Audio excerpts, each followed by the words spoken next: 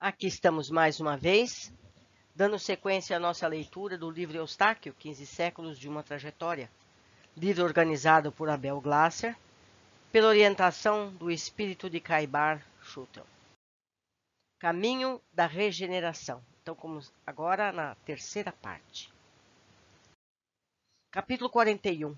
A Abadia de Florença. Meus queridos irmãos, os homens trilham muitas vezes caminhos já percorridos, e um homem que se considere prudente deve ter a cautela de seguir os passos dados pelos grandes homens, imitando-os. Não lhe sendo possível fazê-lo, deve ao menos imitá-los em suas virtudes, pois muita coisa é aproveitada.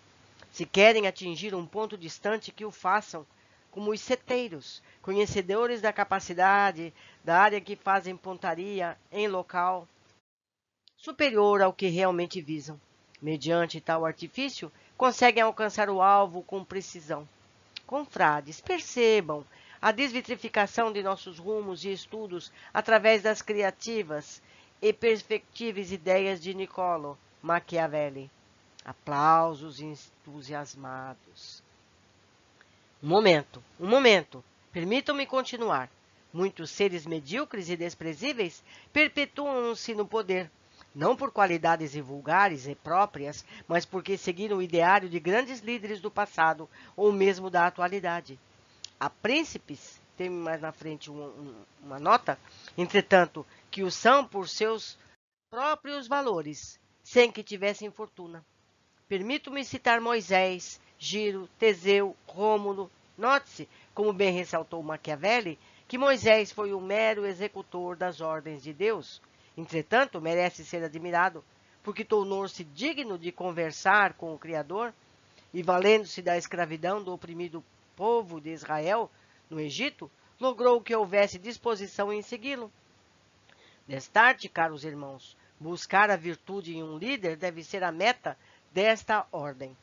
Tornar-se príncipe, quem sabe, de um vasto reino de consciências e aplicar os mandamentos divinos para nortear a esses povos o seu rumo na senda do rejuvenescimento das ideias. Nossa congregação não pode forquilhar, ou seja, não pode se dividir. Deve permanecer unido e firme no propósito de partilhar com o príncipe a oportunidade rara de unificar e dirigir um povo. Aplausos delirantes. Vamos ver o que Abel Glasser nos fala a respeito. A referência aos príncipes e ao modo utilizado por Maximiliano para fazer chegar aos beneditinos as ideias de Machiavelli, a fim de justificar e demonstrar que o poder por si só não é um mal e pode ser bem exercido, inclusive sob o ponto de vista religioso.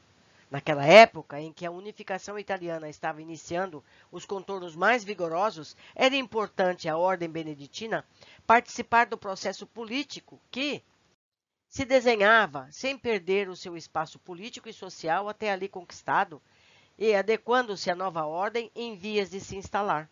A proximidade com o Vaticano obrigava-os a uma reciclagem constante de rumos e ideais, a fim de jamais entrar em conflito com o Papa, e visando atenuar eventuais crises de consciência em alguns religiosos. Tinham, ante tanta disparidade, os ensinamentos cristãos mais puros, com a realidade por eles vivenciada. O príncipe era o símbolo do poder da ocasião, e Maximiliano, estudioso do assunto, utilizava-se dessa imagem para retratar aos beneditinos a simbologia de dominação e articulações que a Igreja, de um modo geral, detinha em suas mãos. Assim fazia comparações entre o príncipe e o papa, bem como entre aquele que é sua origem religiosa.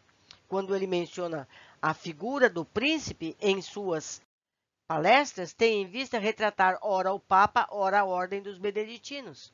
Ora, o próprio príncipe Machiavelli foi secretário da chancelaria de Florença e dedicou sua obra-prima, o magnífico Lorenzo, filho de Pietro de Médici. Maximiliano teve acesso à obra, ainda não oficialmente publicada e divulgada, através dos inúmeros contatos que a ordem possuía na sociedade e na classe dirigente florentina.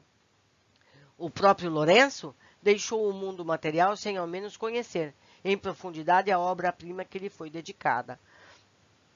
Vocês conhecem Maquiavel? Ele está se referindo a Maquiavel, né, que gerou a palavra maquiavélico. E aqui o Abel nos explica o que esse beneditino estava falando, que era preciso ter um jogo de cintura entre os interesses do papado e os interesses do Cristo, do cristianismo, para não entrar em conflito com o Papa. Então, vocês veem como há um jogo de interesses na grande fundamento religioso. Por quê? Porque o problema não é a religião, e sim os religiosos. Nem todos os papas foram pessoas decentes. Há de se dizer isso? Muitos? Bom, não convém aqui eu ficar explanando sobre isso. Vocês mesmos podem pesquisar e vão descobrir.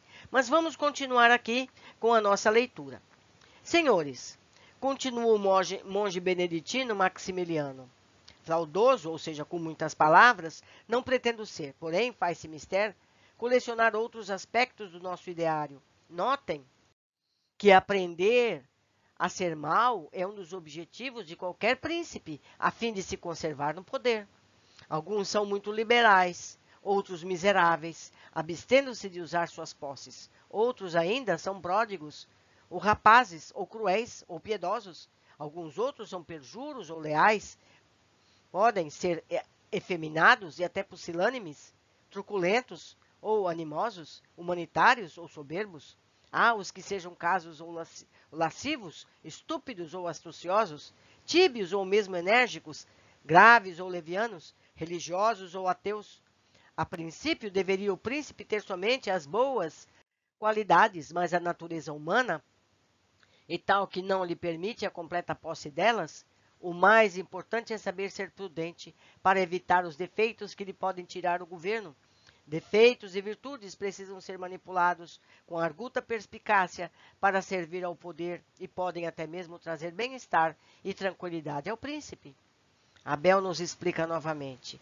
Pode-se bem notar, ante o discurso exposto por Maquiavelli em 1513, com a sua obra O Príncipe, de onde surgiram os termos maquiavélico e maquiavelismo, relativos à má-fé, perfídia, bem como o princípio político de que as finalidades e os objetivos devem sempre justificar os meios empregados para atingi-los.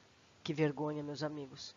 Nessa ocasião, estudioso de obras políticas de um modo geral, Eustáquio adquire maior consciência dos valores do espírito em contraste com a filosofia dos homens.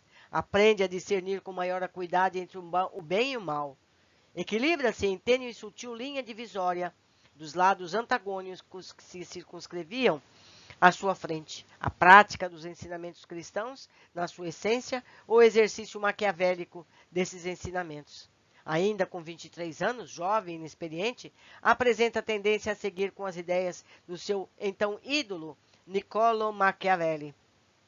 Evidencia-se a partir dessa reencarnação na crosta terrestre uma contínua evolução de seus conhecimentos. Cresce-lhe a cultura e o desenvolvimento intelectual, acompanhando ainda tímido, mas mais seguro o progresso no campo moral. Os trechos do livro O Príncipe, de Principatius, ou melhor, Principatibius, me perdoem o latim, de Nicolau Maquiavel, constantes nessa obra, podem ser localizados pelo leitor nos seus capítulos 6º, dos principados novos que são conquistados pelas armas com nobreza, e 15, das razões pelas quais os homens, e sobretudo os príncipes, são louvados e vituperados. Então, meus amigos, quem quiser um pouco mais de cultura, procure a obra e se complete com isso. É importante, é cultura. E a cultura faz parte de nossa evolução. Mas vamos continuar com o livro. Enfim, estimados confrades, quem não tem defeitos, vícios, todos temos. Dentro das fronteiras de nossa ordem, podemos admiti-los, mas nunca essa confissão dolorosa deverá atingir o mundo exterior. Ordenemos nossas ideias de acordo com a realidade, pois que a ficção serve apenas para instruir os incautos. Podemos ser considerados interna corporis, por vezes cruéis, truculentos, soberbos, astuciosos, enérgicos e até lascivos.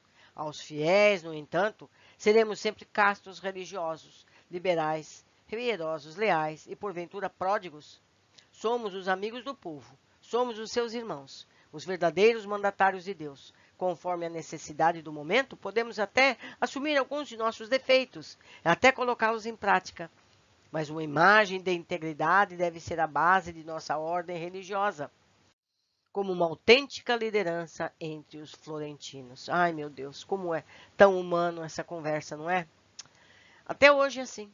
Antes que terminasse seu discurso em face da relevância do tema apresentado, Maximiliano é interrompido pelo prior. E qual seria o momento apropriado para admitirmos os nossos erros? Sempre que o interesse o determinar, explicou melhor. Quando houver necessidade de ser mal, lembremos de Maquiavel e seus sábios ensinamentos. Haveremos de sê-lo. Os defeitos, preclara o irmão, trazem-nos muitos resultados satisfatórios e positivos. Não se pode agir somente dentro da virtude, pois perderíamos parcela considerável de poder. Poderia ser a ruína de nossos domínios. Ser mal, entretanto, exige cautela. Nós saberemos, em última instância, quando assim estivermos agindo e qual ganho estaremos obtendo. Outros, alheios à nossa congregação, certamente não têm essa noção prática de lucrar com os próprios desmandos. Partilhemos os nossos próprios defeitos. Não os temos, devemos bem utilizá-los. Afinal, não somos todo virtude. Logo, necessitamos construir nosso ideário dentro dos padrões reais. Conhecer os escritos de Maquiavel nos será extremamente positivo. Precisamos saber lidar com nossos defeitos, camuflá-los até, se essencial, prosseguindo com nossos ideais cristãos de modo virtuoso e por uma boa finalidade, que é atingir a perfeição do espírito e conquistar um lugar ao lado do Criador. Que importam os meios a serem utilizados se os fins certamente nobres o justificarão? Alguns desvios, frutos da realidade do homem, vivenciados até mesmo pelo príncipe, são inerentes aos nossos espíritos. Compreendendo essa virtude e manipulando-a em prol do bem comum, ofertaremos tranquilidade e quietez aos nossos fiéis. Eu me lembro Jesus dizendo que sois túmulos caiados de branco. Ou seja, por fora é muito lindo, muito limpinho, por dentro é podridão. Não é? Então é o que ele está pregando. Nós temos que parecer virtuosos, mas por dentro podemos utilizar de atos não confiáveis, não se pode dizer, não se pode contar em favor de um bem maior. Será que é assim mesmo? Mas vamos continuar. Novamente entrecortado, Maximiliano enfrenta questionamento de Vidal, um dos monges presentes. Não me parece uma postura correta. Estaríamos enfatizando e incentivando os nossos defeitos em nome de um ideal questionável, como esse apresentado pelo confrade em sua palestra, não é verdade? Sabemos nós, meus amigos.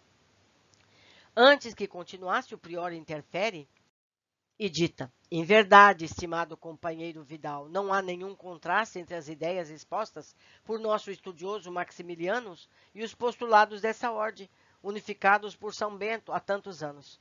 Devemos entender que o estudo do ideário de Niccolo Machiavelli representa um descortinar aos nossos surrados e arcaicos métodos de penetração na comunidade e na organização política.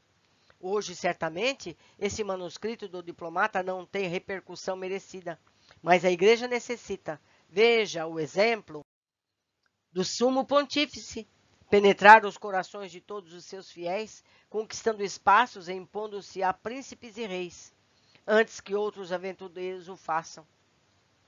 Estes sim podem fazê-lo sem a aquiescência divina, o que não é nosso caso. Parece-me interessante a tese exposta pelo nosso palestrante. Os fins justificam os meios. Continue, Maximiliano. Pois certo, meus estimados companheiros, o sofrimento do povo por vezes faz parte de sua futura redenção. Lembremos do exemplo de Moisés e dos escravos do Egito.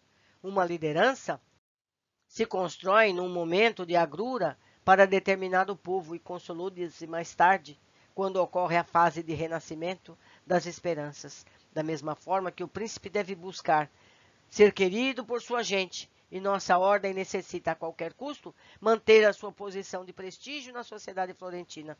Continuemos unidos, conscientes dos nossos passos, acatemos as nossas fraquezas quando for conveniente, mas jamais expondo-as ao mundo.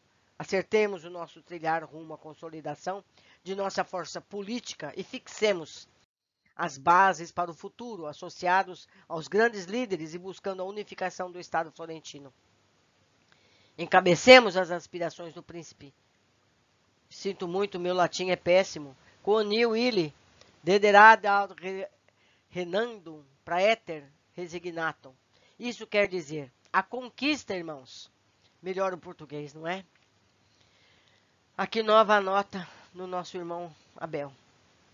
Era essencial naquela época defender um estado, cujo centro seria Florença, em fase da acirrada disputa existente entre as cidades italianas, como Milão, Nápoles, Veneza e Roma. Não lhe faltava para ser rei,